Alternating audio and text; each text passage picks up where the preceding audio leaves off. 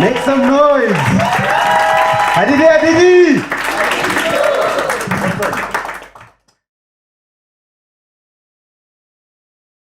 Help me welcome Sizwe Nyanga. Hello. Okay. Hello. Good evening. Guys, it's a great evening. It's always nice to be at Haditi. And so the story I'm going to tell is a story I've never shared with anyone. And it's about when we're young and I call it the age of awakening, when you're 16 and you think you know it all. And then it was a Saturday, 2006. I was in grade 9, I think, yeah. And then it's a Saturday when you're seeing it, like, you know, when there's like a family function and you're chilling with your cousins, watching the people on the streets while your uncles and aunties are getting drunk there, you know. And then this group of people our age are passing with a big box of Overmeer. They are drunk, they are lit. The one girl is hanging from this bro like this. And I'm like, come on, these people can get drunk from this thing. Nothing. This thing ain't nothing, right?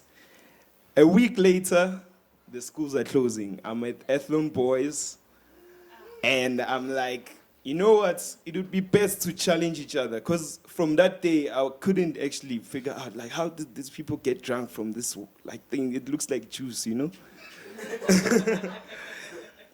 So me and this guy, we tell each other, like, okay, the schools are closing Friday. We're going in 2 liters each. It's a drink off, right? Obvious, schools are closing by 9 o'clock. Like, around about 10, it's over at school. They let us go. We go to the park. We're in our transport now. And they would like, the driver, yo, we need these 2 bags, man, of this thing. Can you buy them for us? He buys them. He comes through. So now, I didn't eat that day. No breakfast. The only thing I remember eating was snacks from the girl sitting next to me and a piece of chocolate from the other one. And then that's that. So we in, I see. And like, you know, over me, those people who drink it, they were drinking it in cups. We don't have cups. We're drinking it straight from that bag like this. Now the driver's like, okay, I think now you're starting to get drunk. I'm going to drop you off home and go, you know what I mean? Schools are closed. Everybody got to go and do their thing. Now we're driving home. I live in Vosloorus. So we're driving on the highway. And then I'm on the highway, I'm in this thing because I want to prove myself, like I can finish this thing. The bag was starting to, like, okay, I drank that thing because the bag was starting to feel lighter, right? And then I get off. Instead of going straight home, I'm like, hey, my cousins that I was with last week would be the best people to show now that, see, I'm strong. I can finish this thing. I go to the house, I don't find them. I took a walk down the road where there's like these arcade games vibes, and I found them. I'm like, yeah, let's go. Niggas, let's drink.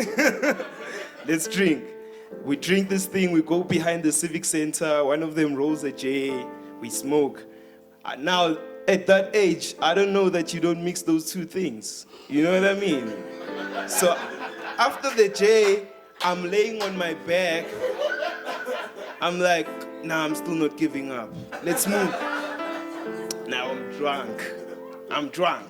But I still don't want to admit it, right? To myself.